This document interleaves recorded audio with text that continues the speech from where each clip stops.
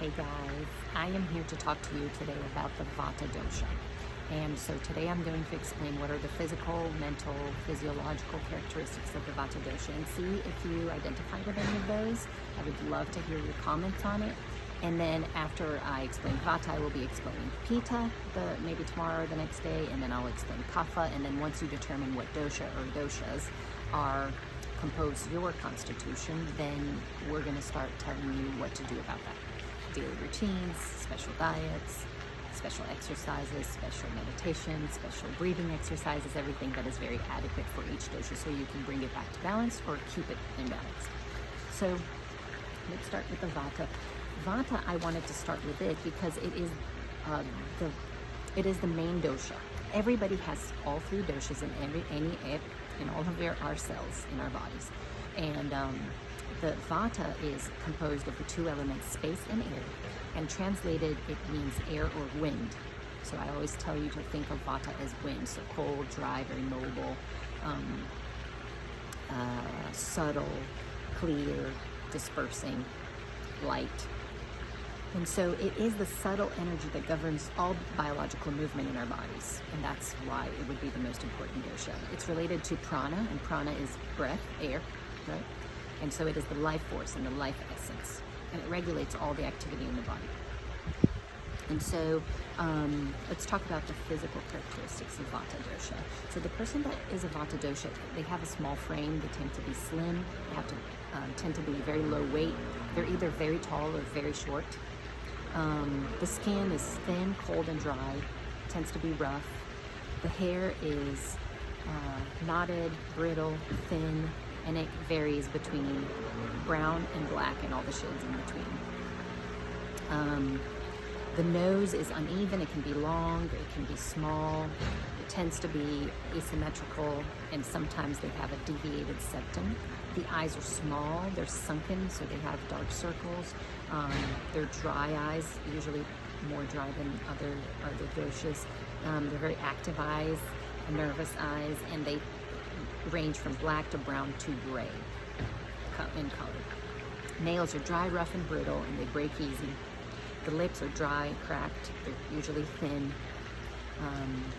The chin, the face is a thin face with like a protruding chin and very angular face.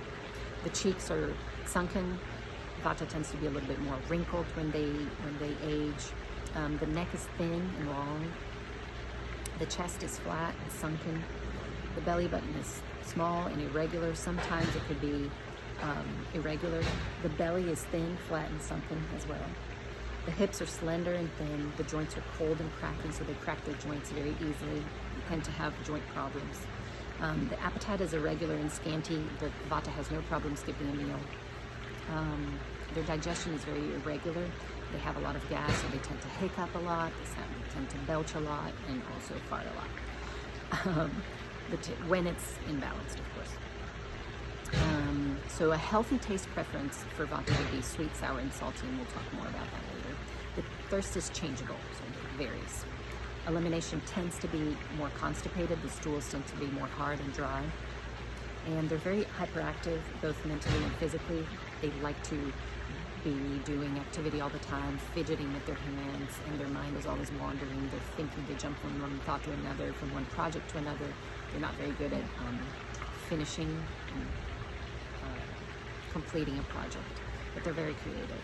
So they're always active in their mind and in their body. The emotions that predominate in Vata is anxiety, fear, uncertainty, and they're very flexible people.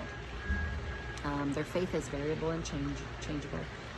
Their intellect is quick, so they learn very fast, and they can recall recent memories very fast, but they're not good with long-term memory. They have a very quick and active dreams. They have a lot of dreams, and sometimes they're fearful that they're running away or somebody's trying to catch them or something like that. The sleep is scanty, broken up, and sleeplessness. They tend to be insomniacs.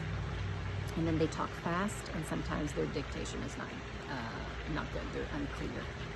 And then in terms of financial aspects, they tend to be poor, and they spend on trifles. That's funny.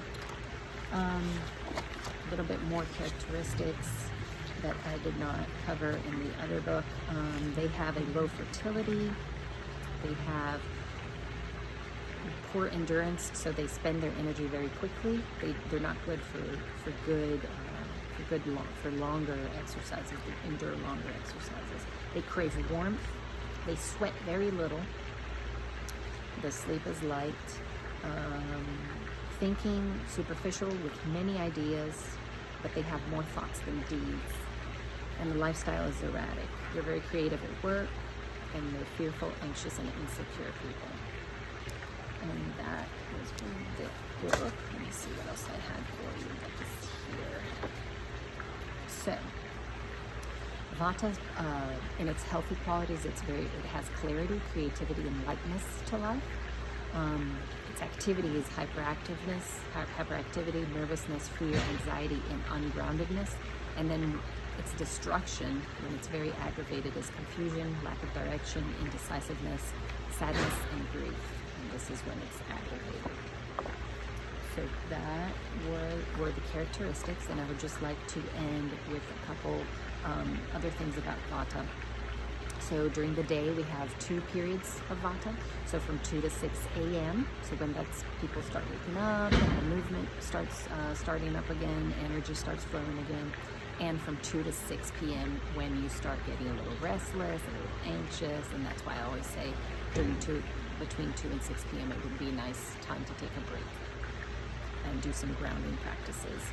A Vata day, like weather-wise, would be a cold, windy, dry, or humid day. Vata season is fall. The Vata age is above 55 years old. And the organ in the body that is the Vata seat is the colon. So these people tend to have IBS and constipation. So their digestion is always a little tricky when it's out of balance. So these are the characteristics. I would love to hear your comments on whether you identify yourself as a Vata or not. And then maybe you have to wait for the next videos to see what other doshas you identify with. So please leave your comments, and then we'll move from, after I explain the other 2 doshas, we're going to move into lifestyle and diet and everything else.